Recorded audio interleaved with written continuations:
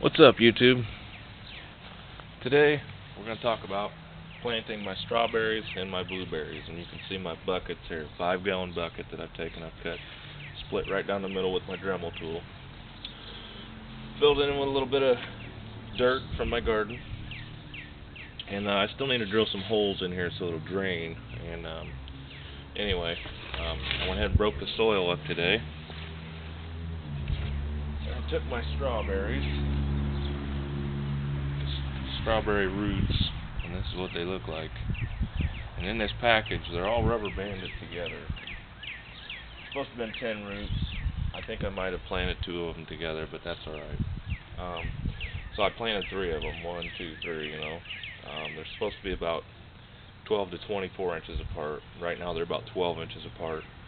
And the reason I planted them in the buckets is because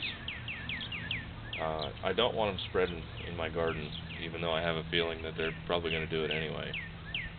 So I'm going to keep these somewhere around the outskirts of my garden when I get that all tilled up and ready to plant. I also planted a blueberry bush, and I've surrounded it with this little fence deal. And I had some of these laying around the house when I moved in here, and they're pretty neat, pretty flexible. Poke them in the ground.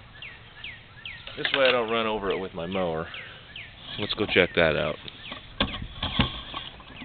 You can see I pulled up all the stakes from my garden and pulled up the fence, and I've actually thrown down some more stuff for fertilizer, like some sawdust.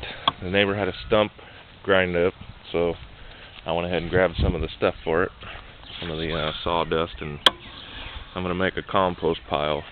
What do I know about compost? Absolutely nothing. But I'm going to learn. So I grabbed some of that wood chips and sawdust and a little bit of dirt mixed in with it, making a little pile back here in the backyard. My blueberry bush is going to be right here. That's it right there. And I planted it into the ground, and I used some of that seed mix and a little bit of mix of the soil. As you can see, I didn't put all the soil back in. Then I surrounded it with a little fence so I don't mow it down or hit it with a weed whacker. But anyway, a little update on my garden. I went ahead and started throwing some stuff in there. You can see there's a little bit of that sawdust, wood chips kind of mixture from the ground stump, and a little bit of alfalfa hay from we had some laying around. We had a baby rabbit that the kids had found a while back, and we were trying to keep it alive. But so now this thing has manure, wood chips, and sawdust, and some alfalfa hay. And then I always get things that vine all over the place, like this stuff right here. That's all probably the morning glories. Boy, this place just blows up with morning glories. I'll throw some of that on there when the guy comes to till it up.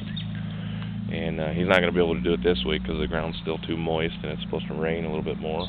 When it starts to dry up and he can come till this up, I'll have all that ground up in the ground, and it'll help to provide more nutrients for my vegetables. But anyway, look over here, we got a bird, and he's over here picking at my strawberry mud. I wonder what he's doing. A couple of them. We got a robin and a finch over here. Must be some worms or something in there. But anyway, that's an update on my garden here, and my blueberry bush, and my strawberries, of course.